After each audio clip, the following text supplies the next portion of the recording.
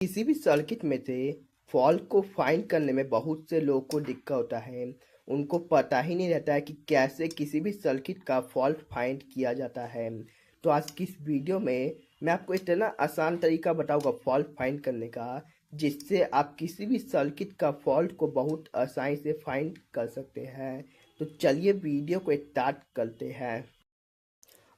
अब जैसे पेन हमारे पास बहुत सारे सर्किट है। एक एस एम पी एस है, A B S M P S है, ये आपका डी टी एच का कार्ड है, ये आपका होम थिएटर का बोर्ड है और एक C R T T V का बोर्ड है।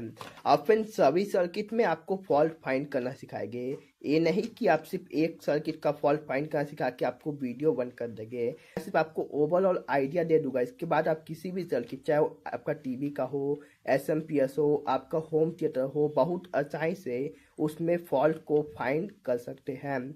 तो फिर देखिए, जैसे किसी भी सर्किट को आपको रिपेयर करना है, उसका फॉल्ट फाइंड करना है, तो सबसे पहले आपको उस चीज़ के बारे में जानना होगा कि कौन सा चीज़ उसमें क्या काम करता है। जैसे S M P S supply, आपका डायोड को पता है, आपका ए सी वोल्ट में कन्वर्ट करता है। आपका इंडक्टर आपकी फ्रिक्वेंसी को सेट करता है, वोल्टेज को फिल्टर करता है। उसके बाद जो आपका ये सब है, आपका प्रोटेक्शन के लगाता है। उसके बाद कैप्टा आपका फिल्टर करता है। कई ट्रांजिस्टर या मोस्फेट आपकी डीसी वोल्ट को फ्रीक्वेंसी में कन्वर्ट करके आपके एसएम को देता है और आपका एसएमपीएस ट्रांसफॉर्मर आगे निकालता है स्टेप डाउन करके। तो फ्रेंड, आपको किसी भी सर्किट का फॉल्ट फाइंड करना है, उससे पहले आपको पता होना चाहिए कि आपका सर्किट कैसे काम करता है। जैसे आपका होम थिएटर का बोर्ड है, आपको पता होना चाहिए कि कौन सा कंपोनेंट किस काम के लिए। अगर आपको पता नहीं है तो आप फॉल्ट को फाइंड नहीं कर सकते हैं। जैसे फ्रेंड, अगर आपके एस एम पी एस में वोल्टेज दिक्कत हो कि वोल्टेज कम ज़्यादा हो रहा है, तो आप क्या कीजिएगा, आप पूरा शुरुआत चेक कीजिएगा, या आप क्या कीजिए कि आप मेन कैपिटल चेंज करके देखिएगा। क्योंकि ज़्यादातर इसी के वजह से वोल्टेज में दिक्कत है, कम ज़्यादा वोल्ट में। तो फिर आपको सबसे पहले सभी कंपोनेंट, सभी चीज़ के बारे में जानना होगा। उसके बाद आप फॉल्ट बहुत आसानी से निकाल सकते हैं।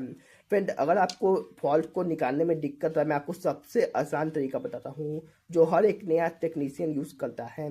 आपको स्टेप बाय स्टेप सभी कंपोनेंट को चेक करना है। जैसे मैं एस एम पी एस की बात करूँ, तो आपको यहाँ से पूरा जितना भी कंपोनेंट दिख रहा है, सबको कंपोनेंट को चेक करना है। अगर फ्रेंड आपका यहाँ आईसी लगाओ ट्रांजिस्टर या मोस्फेट की जगह, तो आपने सभी कंपोनेंट को चेक कर लिया, आपका सब कंपोनेंट ठीक है लगभग, तो आपको क्या करना है, आपको आईसी चेंज करके देखना है।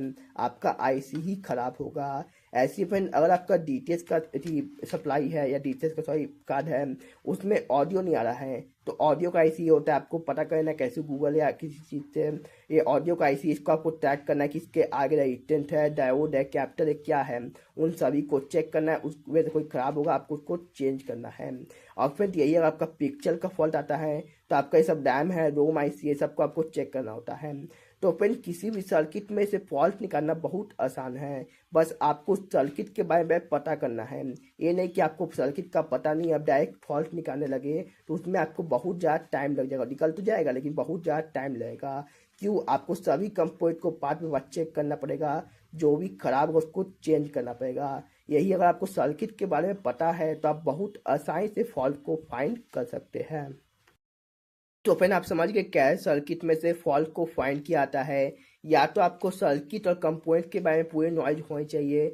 अगर आपको सर्किट और कंपोनेंट के बारे में नॉलेज नहीं है, तो आपको क्या करना है, स्टेप बाय स्टेप सभी कंपोनेंट को चेक करना है। जो भी कंपोनेंट खराब है उसको चेंज करना, आपका फॉल्ट आपके सामने आ जाएगा। लेकिन फ्रेंड, इससे आपको थोड़ा टाइम लग सकता है। और ये जो तरीका स्टेप बाय स्टेप सिर्फ छोटे सर्किट में काम करता है।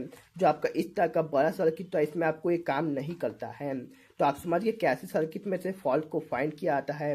तो अगर आपको एक छोटी सी जानकारी अच्छी लगी, तो प्लीज़ वीडियो को लाइक और चैनल को सब्सक्राइब जरूर कीजिएगा।